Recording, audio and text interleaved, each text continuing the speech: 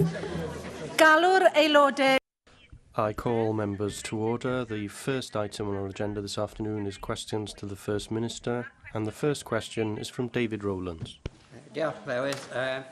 First Minister, when will the report on the investigation into the sale of land to South Wales Land Developments Limited be published?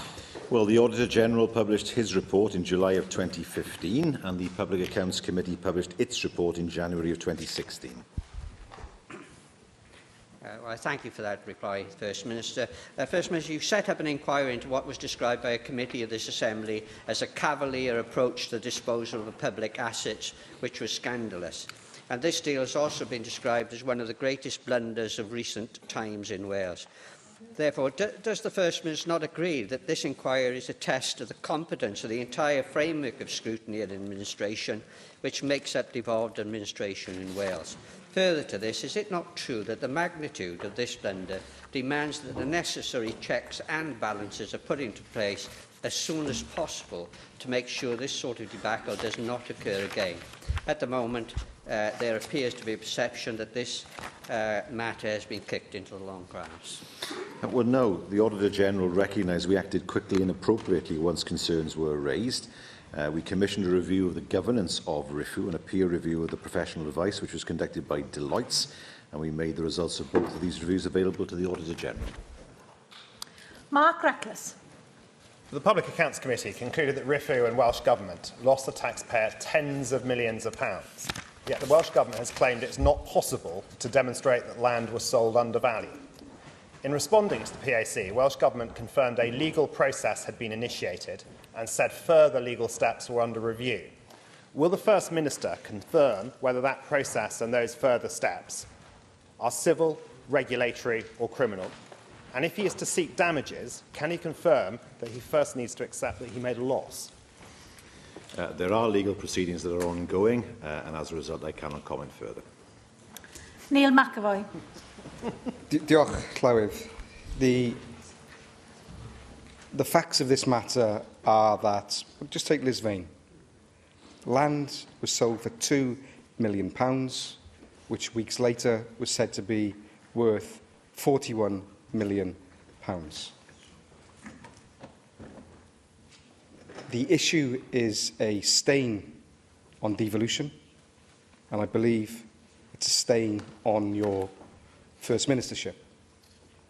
Do you support the South Wales Police reopening the investigation into the Lisvein land deal? Well, first of all, you must be careful here, because there was involvement with ministers from his own party as well. But regardless of that fact, this was not an episode that reflected well on those who are part of it. That much I accept. Nevertheless, there are legal proceedings that are still outstanding, and as I say, I cannot comment on those proceedings while they remain current. Question 2, Hugh. Question 2, Hugh Rankin Davies. Will the First Minister comment on the recent Estyn monitoring report on Coleg Cymunedol a Dderwen? Well, I'm very pleased to see that Coleg Cymunedol a Dderwen has made sufficient progress against its recommendations from the core inspection in October 2015 to be removed from special measures. And I hope, of course, the school maintains and continues to improve.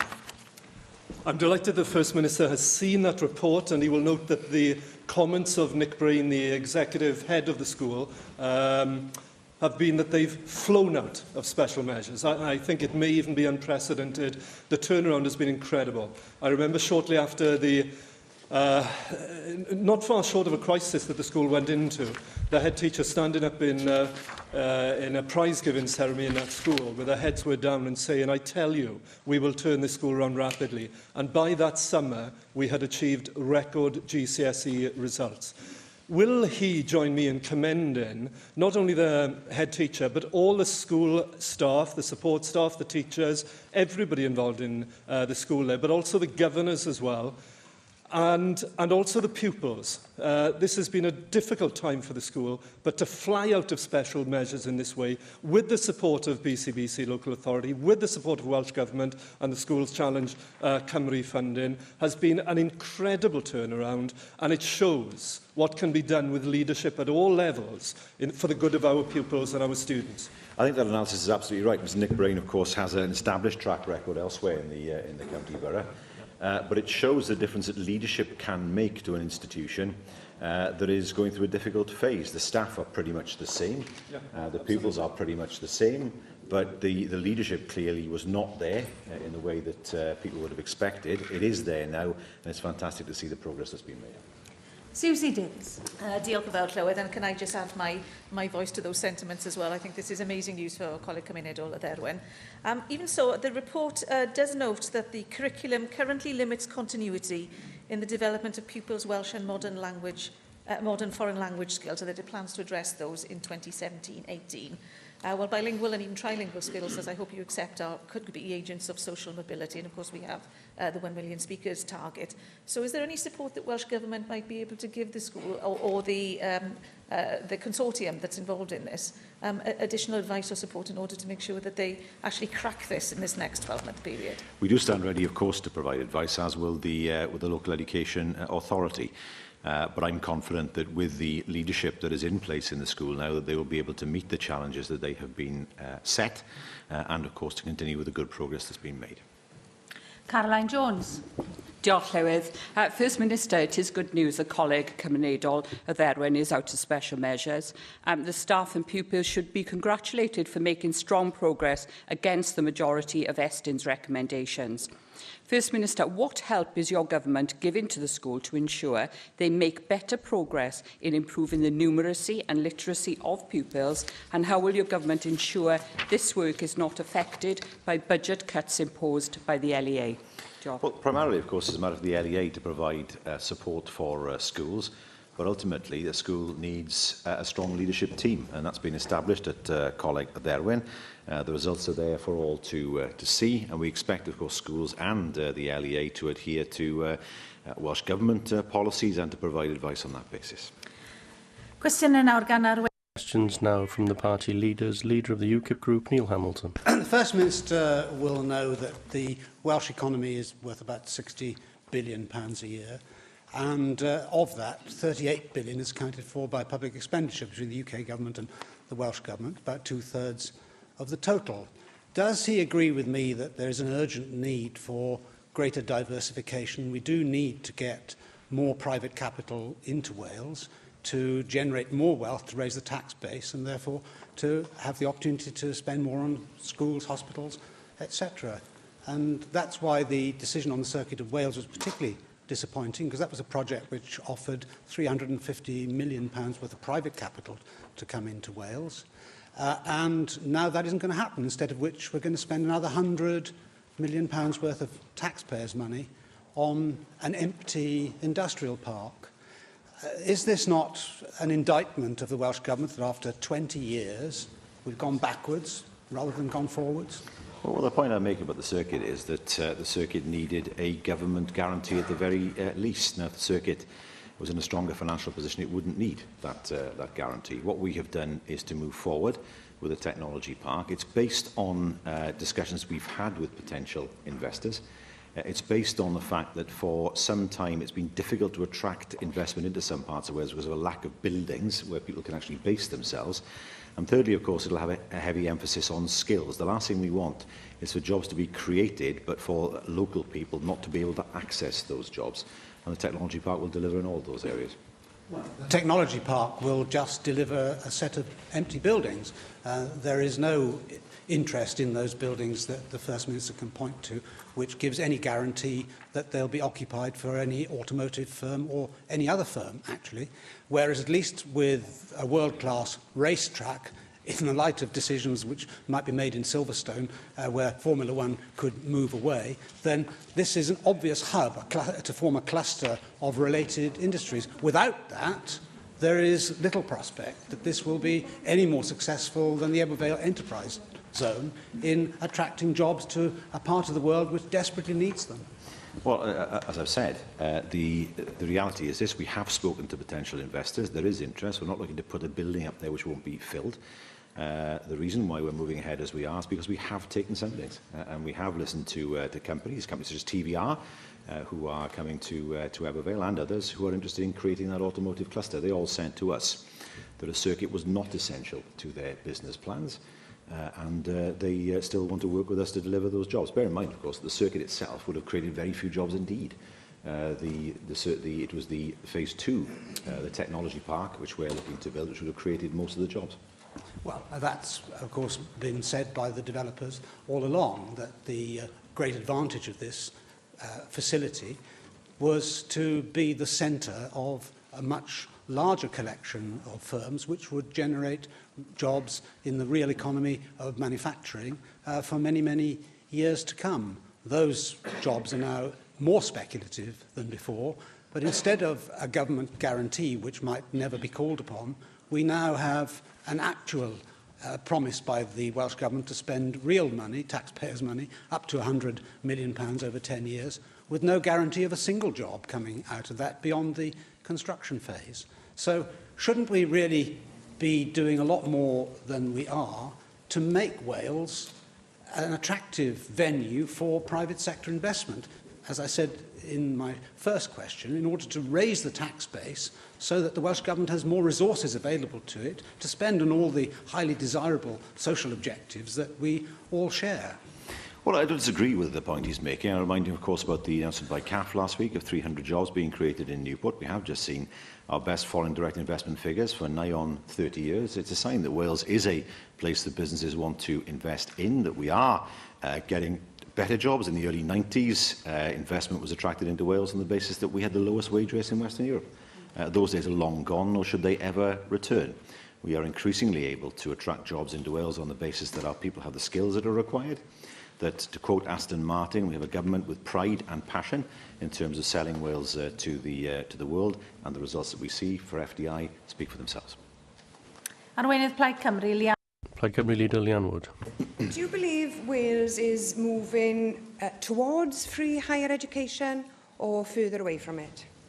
I believe we've put in place a fair package of funding for both undergrads and postgrads.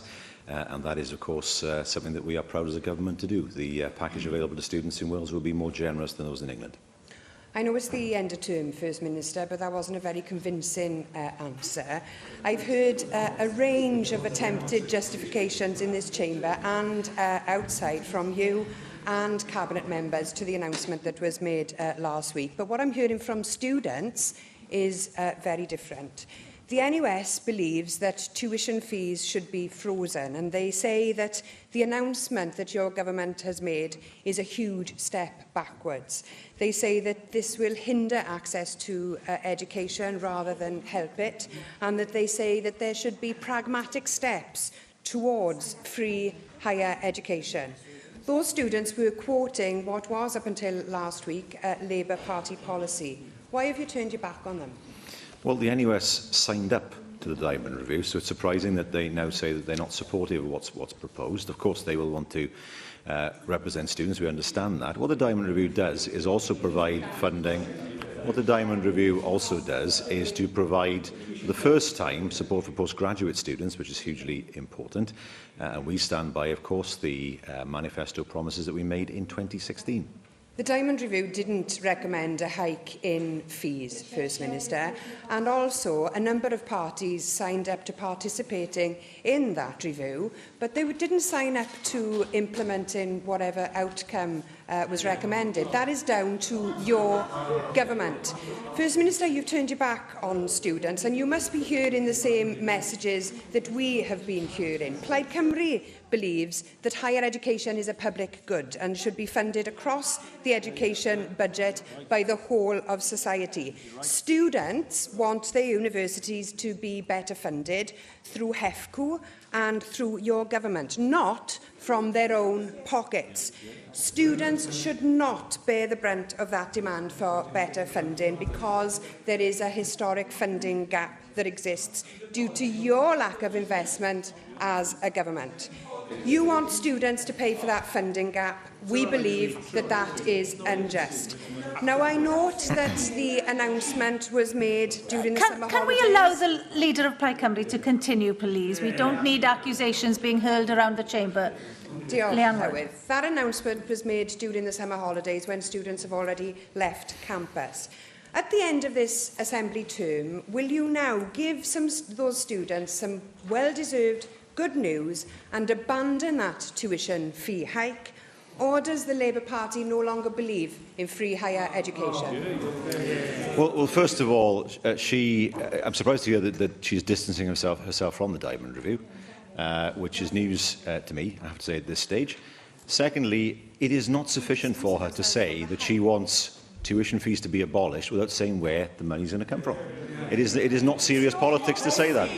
It is not serious politics. It is not serious politics to say in Wales that you want to abolish tuition fees and then not say where the money is coming from. We have to deal with the real world. Secondly, is she saying... Let's hear the First Minister respond. Let's allow the First Minister to respond. Secondly, is she saying fees for undergraduates or postgraduates as well?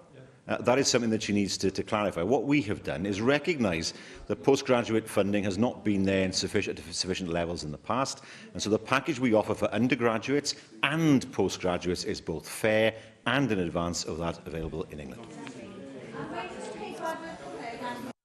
Leader of the Welsh Conservatives, Andrew Arty-Davies. First Minister, yesterday the Auditor General issued this report into the Cardiff and Vale University Health Board's contractual relationships with RKC Associates, which for the uninitiated is a human resources company. In the 10 years that I've been in this Assembly, and I've seen quite a few reports in fairness in that 10 years, this clearly is one of the most damning reports that I have seen, and I'd be grateful to understand what your take is on it, given that Welsh Government is cited on several references about giving permission for the contracts to be engaged with this individual, and above all, being on the selection panel that finally allowed the individual to go forward and take this place with the Cardiff and Vale Health Board. Well, these are matters ultimately for the Health Board to explain, but I know the Minister will be talking to the Health Board in order to get an explanation from them, and will, of course, inform the Assembly in due course. First Minister, I had hoped you'd been far better briefed than that. It isn't exclusively a matter for Cardiff and Vale Health Board by any stretch of the imagination. This is a health board that is in some measure of special measures from the Welsh Government, so financial scrutiny in particular, because it faces a huge financial deficit, 30 to 35 million at the last estimate in this financial year. The contract that was agreed and the terms of employment in certain respects was paying £1,000 a day plus expenses plus VAT. According to the Auditor General. There is little or no transparency, there is little or no accountability, there is an inability for the Auditor General to actually understand how the appointments were made, because there does seem amongst the former senior executives of the Health Board pointing to someone else as making the decision and just going round and round in circles.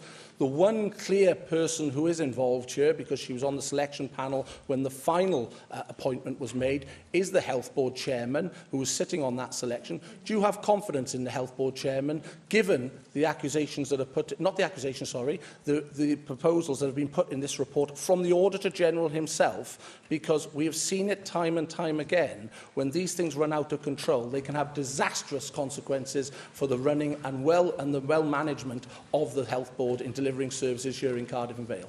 Well, first of all, the Health Board is not in special measures. He said it's a kind of special measures, but it's not actually in special measures in terms of the definition of the term. Secondly, the Health Secretary will be taking the matter up with the Health Board, will be demanding answers, and those answers will be shared with the Assembly. I noticed you didn't give a vote of confidence to the chair of the Health Board, and I offered you that opportunity. Can you not understand how frustrated, how angry members of the Health Board feel when they see a report like this, when they identify consultants being brought in on £1,000 a day plus expenses over the 18 months of the employment, £26,000 plus VAT in expenses alone? That's more than a nurse starts on, that is. And then, when a final contract was offered, they came to the Welsh Government to seek permission to raise the ceiling from £136,000 a year to £150,000 a year. Now, this is a health board that has been in the news because of the court case last Friday, that staff are facing prosecution and also demands for payment of accrued fines. But more importantly, there will be huge anger by key members of the Health Board and patients who use that Health Board when they understand the cavalier nature in which this situation has arisen. It cannot be allowed to continue, and as I said, the Welsh Government's permission was sought to allow these arrangements to progress, and the Welsh Government gave its permission. So you do have a key role to understand this and actually make sure it doesn't happen again. And I also note that the Director General of the Health Service has written to all health boards in Wales to understand, are there any arrangements like this in other health boards? Are you in a position to clarify the position on your understanding of arrangements, in particular when it comes to consultancies like this in other parts of Wales that could bring the health service into disrepute? Well, first of all, I do have confidence in the Chair. Secondly, this matter is something that needs fuller investigation, and Assembly members will be told what the outcome of that investigation actually is. He mentioned the issue of staff car parking. This has been something that's been in the news recently. It is important, I think, that the reasoning behind the court case is understood. The reason why enforcement was put in place because there had been a death on the site, partially due to illegal parking, partially due to the traffic flow going through the site. Some 16,000 traffic moves go through UHW at the moment. And it is right that there's proper enforcement of illegal and unsafe parking. So that has to happen on a site that is this busy. Why these individuals went to court and what advice they received is difficult to know. I do note that one of them in particular had 59 parking tickets, which, again, no explanation is given as to why that is. It's unfortunate for those individuals, I understand that, but it is hugely important that there's proper enforcement on the UHW site in terms of safety and to stop people parking there all day in order to make sure that other patients who arrive on site do have places to park. So enforcement has to happen. Otherwise, are we saying that people can park there without any fear of any kind of penalty? Things have gone very far with regard to 3 individuals. It's difficult to know why that is. I can say that the idea that they face costs of £150,000 is nonsense. We don't know where that figure has come from, and that has absolutely no basis in fact. But UHW is a site where there's a great deal of traffic movement, and there does need to be enforcement regarding that movement. Question 3, Paul Davies. Question 3, Paul Davies. Thank you, Llywydd. Will the First Minister make a statement on what the Welsh Government is doing to improve public transport in Pembrokeshire? The National Transport Finance Plan, published in July 2015, sets out investment for public transport for 2015 to 2020 across all parts of Wales. Prif Weinidog. First Minister, your government's recently decided once again not to prioritise any train stations in Pembrokeshire, despite the fact that certain stations, such as the Milford Haven station, do need significant improvements. Now, I appreciate that when you as a government invest money in rail projects, that you will do this with stakeholders such as Network Rail, Arriva Trains and so on. But given that you are spending significant amount of money, can you tell us what you're doing to ensure that any Welsh Government funding which funds improvements is distributed fairly so that all parts of Wales are taken into account? Well, there is criteria, of course, which is open, so we can see what is being used and which stations should be supported over the years. It's a completely open process. It doesn't favour any part of Wales. It just considers the investment required. And of course, through the investment of Welsh Government, the Fishguard Town station was opened. And of course, we also consider how we can improve the rail services and the bus services in Pembrokeshire. Thank you, Llywydd. First Minister, you confirmed on Friday in the scrutiny of the First Minister Committee that the franchise won't be one where all profits are returned to government, but where you have to contract with a private company. So what steps are you taking, therefore, to ensure that any profits that come from growth and investment made by the Welsh Government in that franchise are returned to people in Pembrokeshire and beyond, and that we don't see the current situation where one company is making a profit on the back of public funding? Well, yes, I quite agree with that. We don't have the opportunity to run the railroad ourselves or through a management company, but it's crucially important that we have a model which is as close as possible to one that reinvests any profit back in the service itself, and also to ensure that the people of Wales see an increase in the quality of the service, not just having more trains, but also trains that are good ones to travel upon, and that's extremely important. Mike Hedges. Question for Mike Hedges. First Minister, make a statement on Welsh Government support for enterprise zones. Yes, we remain committed to supporting the existing 8 enterprise zones located across Wales, and a written statement will shortly be published to detail how that's being achieved. I can thank the First Minister for that response. The 1980s enterprise zones were not successful in Wales, with the largest in Swansea becoming a large out-of-town shopping area. In fact, the term enterprise zone in Swansea is used to define an out-of-town shopping area. When are the current zones going to be reviewed, and what will constitute success? Well, success, of course, involves creating more jobs. It does not involve creating another shopping park, which, as the member rightly says, has happened in the lower Swansea Valley in the early 1980s. I can say in terms of governance that the Cabinet Secretary met with the Enterprise Zone Board chairs on the 12th of June to have an initial discussion around enterprise zone governance and the future direction of the enterprise zone programme in Wales. And I know that the Cabinet Secretary plans to meet the chairs again at the end of the summer to continue those discussions, focusing on ensuring future arrangements meet the requirements of the government and emerging government policy. Russell George. First Minister, there are 8 enterprise zones across Wales. None of them cover my own constituency. I would say in mid-Wales there is a great feel of entrepreneurship. There's a higher level of business startups than perhaps in other parts of Wales. So what I would ask you, First Minister, is do you think there's a case for an enterprise zone or a growth deal for mid-Wales, particularly focused on growing businesses and creating higher paid jobs? We'll always examine that case. I mean, 2 things are important for his constituency. First of all, of course, infrastructure, broadband being one element of that. Secondly, there is an issue with the electricity grid, which is controversial, I understand, in his constituency, but the current grid is not particularly strong when it comes to developing manufacturing in the future. And he knows, as I know, how controversial pylons are in his constituency, so I'll leave it at that. But it is an issue that will need to be resolved in the future. But no, more than happy to consider what such a growth deal might look like, how it would work geographically as well in some parts of Wales, and of course to share with him his desire to make sure that to see more and better jobs closer to home. Adam Price. Diolch, Llywydd. I think many people feel that the Circuit of Wales was a massive missed opportunity for the Ebwy Vale enterprise zone. Last week, referring to a pre-arranged meeting with the company, you said the company accepted the issue with regard to the issue of being on balance sheet and the risks that posed to us. They did not argue with it. The chief executive of the company, Martin Whittaker, said, clearly that statement is incorrect. We made it clear that we did not agree with this assessment. First Minister, which of you is lying? What I said is correct. I stand by my words. David Rees. So the last of those 8 enterprise zones is actually in Port in my constituency, the only one in South Wales West.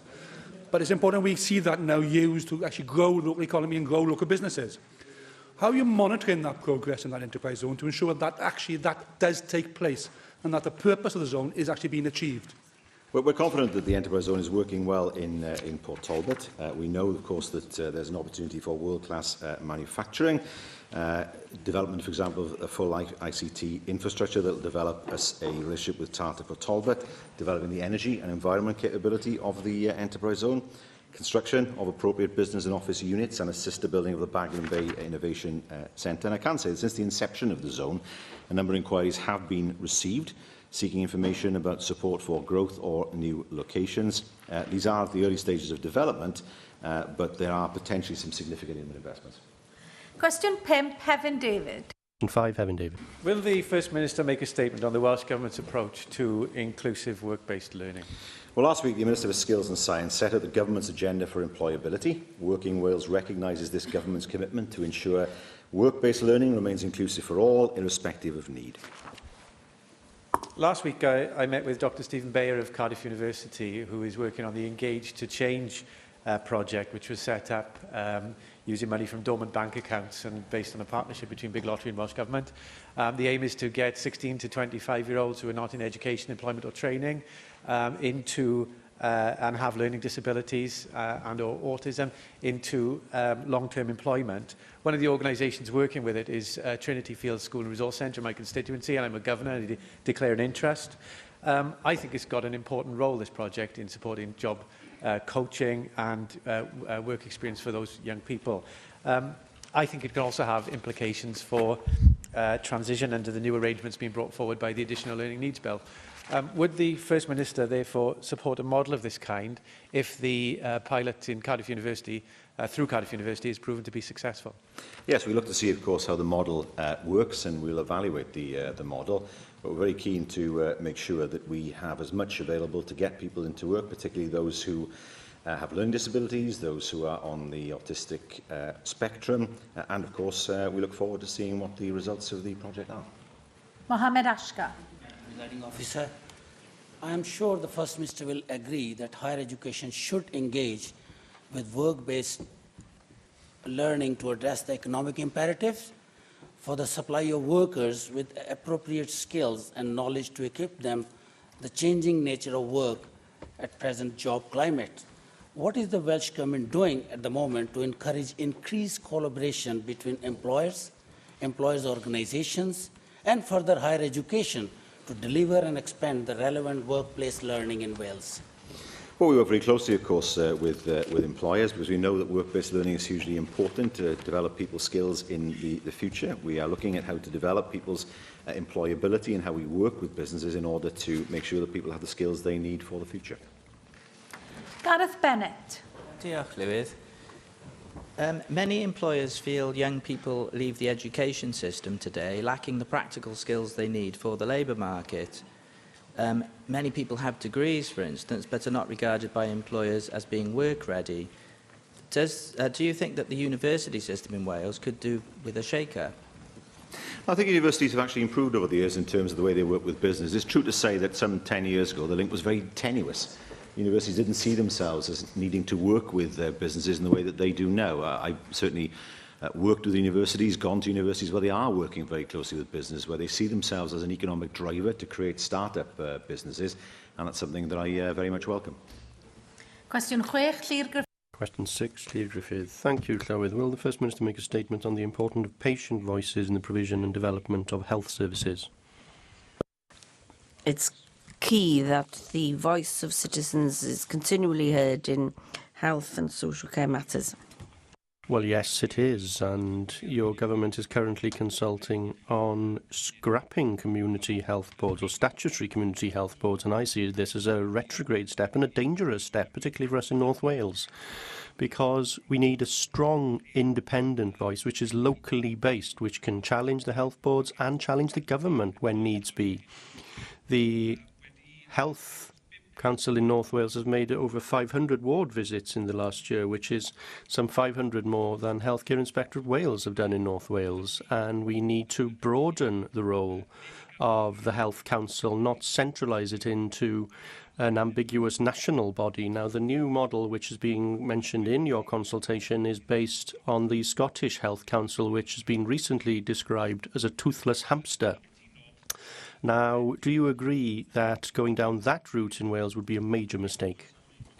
Well, we know that a number of people have argued that we need a new model in order to ensure effective representation of citizens in health and social care. This isn't anything that will weaken the voice of the citizen.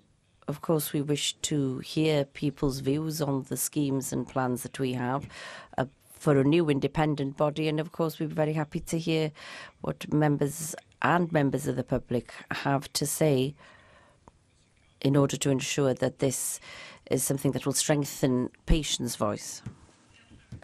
Minister, will you join with me in welcoming the construction of a new state-of-the-art £350 million hospital in Cwmbran named the Grange University Hospital? It will help to modernise health services across Gwent for my constituents also in Islwyn. Judith Paget, Chief Executive of Aneurin Bevan University Health Board, said, and I quote, "We have received fantastic support from local people living in the Health Board area as they understand the benefit that this hospital will bring." First Minister, isn't this the Welsh Labour Government and the Welsh National Health Service in synergy, working together, listening to patients in the provision and development of health services? How can we continue this good practice in the interests of our people who know that the NHS is safest in Welsh Labour hands? Well, I mean, the Conservative benches didn't welcome that statement. They were complaining about it. I sense the members' enthusiasm, which is great, but not as great as the member for Torfaen, whose enthusiasm was there for all to see within the chamber itself. But this shows, of course, that we are investing in modern health facilities for our people, and this is a great example of that happening under a Welsh Labour government. Mark Isherwood. Well, getting back to the original question, the Vale of Clwyd Trades Union Council, in responding to the 29th of June Welsh Government White Paper, Quality and Governance of Healthcare in Wales, proposing the abolition of community health councils, said because of its make-up, the North Wales Community Health Council is the ideal body to be our patient's voice and watchdog. How do you respond to that statement and to the response by the North Wales Community Health Council that the proposals would see the end of long-standing arrangements set up to place power in the hands of local people to monitor how their NHS services are working? And, for example, the proposed new citizen voice body would not have legal rights to hold health organisations to account for the way in which they deliver their services. Well, we examine that response along with many others, and that will inform the final decision that we take. The fact that something has been in place for many years doesn't necessarily mean it should continue in the future, but we look forward to the results of the responses that we get through the consultation. Question 7, Nathan. Question 7, Nathan Gill. What is the First Minister's assessment of the homelessness situation in North Wales? Well, our focus on prevention is having a positive impact in both North and South, with almost 8,800 households prevented from becoming homeless. Thank you for that answer, First Minister. You're probably aware that every year about 15,000 people become homeless in Wales, including 2,800 children. Of those, a few hundred will be living on the streets. Last week, my office was able to help find accommodation for a former armed forces veteran who, because of mental health issues, found himself homeless. According to homeless charities, there's an estimated 7,000 ex-service men and women living on the streets in the United Kingdom. What is your government going to do with local authorities and other associated agencies to ensure that your Armed Forces Covenant in Wales is fulfilled? Well, we have developed a number of distinct approaches to support some of those members of our community most at risk of homelessness. That includes the new housing pathway to help ex-service personnel, the national pathway for ex-offenders, the pathway to help young people avoid homelessness, and an accommodation framework for care leavers to ensure they get the help they need to find suitable accommodations. That pathway is in place because we recognise, of course, that many members of the armed services, together, of course, with others who are particularly vulnerable, need that specific help. Janet Finch-Saunders. Local authorities across Wales, according to your government, are expected to provide some form of cold weather provision for homeless individuals and rough sleepers, irrespective of whether there is a statutory duty owed to them. Guidance on this policy, First Minister, though, is very ambiguous. Certainly in my own authority, there are no set temperatures or indications of what kind of weather conditions are included within the policy. Therefore, how this is applied can vary on an almost daily basis during very extreme weather conditions. What discussions will you hold with regards to introducing a more uniform guidance across Wales so our most vulnerable, homeless and rough sleepers are not quite simply left out in the extreme cold?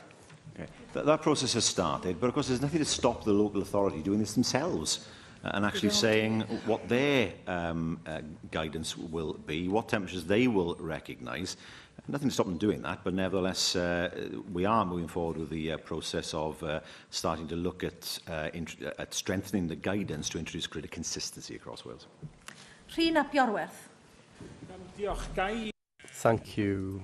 May I draw your attention to a recent case of a constituent who was homeless, and CAB and myself tried to assist him in securing a crisis home until a more permanent home could be provided for him. Now, I understand the pressures on local authorities, naturally, but in this case, the council didn't believe that they could place this individual in the priority category. But in this case, what we had was an individual who had a mental health diagnosis, who had a support worker which had been designated to him. Now, in that sort of case, do you as First Minister agree that we must consider those who have mental health diagnosis as priorities? It's very difficult, of course. As regards people with mental health issues, nobody would argue against ensuring that if the member would write to me with the details of his elector, then I'd be happy enough to consider the situation to see what we can do to help. Lee Waters. First Minister, what action will you take to counterbalance the UK Government's job centralisation programme in relation to the Department for Work and Pensions? Well, the Minister for Skills and Science met with Damien Hines MP, the Minister for Employment, last Thursday. Our Minister stressed our profound concerns and urged that the DWP work with Welsh Government to explore alternate solutions, including co-location where feasible, to ensure that good jobs can be kept locally. Thank you, First Minister. I too met with Damien Hines last Wednesday along with the MP for Llanelli, Nia Griffith, and once again found him to be urbane but indifferent to the plight of the workers in Llanelli, where the 150 jobs will be relocated. An estimated 50 of them will not be able to take up that offer of relocation because it simply isn't practical on part-time work to be able to travel to Cardiff. The impact will be significant in areas like Llanelli, despite the pledge of the Prime Minister as part of our industrial strategy to spread the wealth. And as you say, despite the offer of the Welsh Government to help to relocate the offices to assist the Department of Work and Pensions, there was no intention to engage seriously with the Welsh Government on this. When the Welsh Government brings forward its economic strategy later in the year, will you make sure there are specific provisions to rebalance the economy to compensate for this centralisation programme the Tories are pushing through? Well, our mantra is better jobs closer to home. That guides what we do. We know that it's hugely important that government jobs are available across Wales. We've done that. We've opened our offices across Wales. Those offices that existed in Carmarthen, in Carnarvon, in Llandrindod, we've always resisted the pressure to do away with them. They are still there because we know how important they are to the local economy. Unfortunately, the same principles and values are not shared by the DWP. Simon Thomas. Thank you, Llywydd. Well, it's very disappointing in terms of what's happened in Llanelli, specifically the fact that so many people aren't able to relocate. But in turning to your response to Lee Waters, your own job strategy does talk about closure of offices too, and you talk about reducing the number of offices to some 14 to 15. So, in reality, how are you different to the DWP? Well, some offices have closed over the years. Very few people work there, and they were very close to other offices. What we will never do is centralise jobs in the future. That's why the jobs have been moved out of Cardiff over the past years, and that is something that we wish to take further. Now, Nick Ramsey. Nick Ramsey. What steps is the Welsh Government taking to improve access to healthcare services in Monmouth? Well, the new Grange Hospital, of course, represents a significant commitment of £350 million. That will provide services for the people of Monmouth and, of course, the former county of Gwent. And that, of course, will represent a significant step forward in terms of healthcare for the people of Monmouthshire and beyond. Thank you for that answer, First Minister. It was a pleasure to join the Health Secretary yesterday at the new Grange University Hospital site. Much better name, I think, than the old SCCC that we've been calling it for so long. It's been a long time coming. I think it was 2007 when I first attended a meeting about the construction of the new hospital. And back then, I remember a discussion about this not just being about the critical care centre, but the way it would free up space at existing hospitals such as Royal Gwent, also Neville Hall, and that would allow for future reconfiguration. Back in 2007, it was anticipated that there would be a new Neville Hall by now in 2017, 2018. Clearly, that slipped back. What is the timescale for the remodelling of the health services surrounding the critical care centre, the second piece of the pyramid, so to speak? Because the critical care centre is very important, but it is one part of the overall health jigsaw in South East Wales. Well, bear in mind, of course, that our capital budget was cut by 40%, so it was difficult for us to move forward with the programme that we have wanted to over the last few years. That said, of course, there have been already a number of local service improvements, including direct access to physiotherapy at Neville Hall. There's community dietitian weight management services available there now, enhanced community diabetes services, enhanced pharmacy management of patient medication. So already we are seeing the development of new services in Neville Hall, and that development will continue, of course, in the future and after the Grange Hospital is opened. Cwestiwn 11. Question 11, Neil Hamilton. Cwestiwn 12. Question 12, Mark Reckless. Cwestiwn 13. Question 13, Rhyn ap Iorwerth. Thank you, Llywydd. Will the First Minister make a statement on the protection of war memorials in Wales? Well, war memorials are an important part of our heritage and a permanent reminder of sacrifices made and losses sustained by communities. And I am pleased that the Welsh Government grant scheme launched in 2014 as part of the commemorations of the First World War has helped protect war memorials across Wales. I will remember today is the day when we reached question 13, and I thank Neil Hamilton and Mark Reslands for failing to get to their files swiftly enough. I'm very grateful to have the opportunity to ask the question, and it is a matter I feel quite strongly about. Major war memorials, you will know about them on village squares, are things that are protected, and Cadw do excellent work. But there are other war memorials around Wales, in chapels, for example, or even in old factories that commemorate people who've lost their lives in wars.